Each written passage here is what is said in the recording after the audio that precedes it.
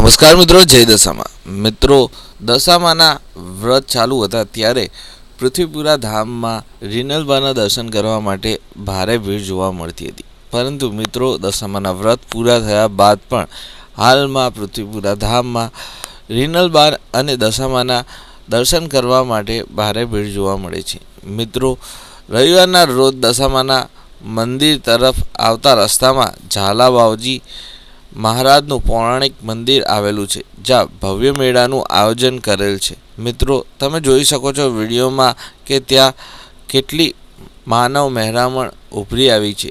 મિત્રો, હાલમાં પણ દશામાના ધામ પૃથ્વીપુરામાં ભારે ભીડ જોવા મળે છે. લોકો દશામાના રીનલબાના દર્શન કરવા માટે આવે છે.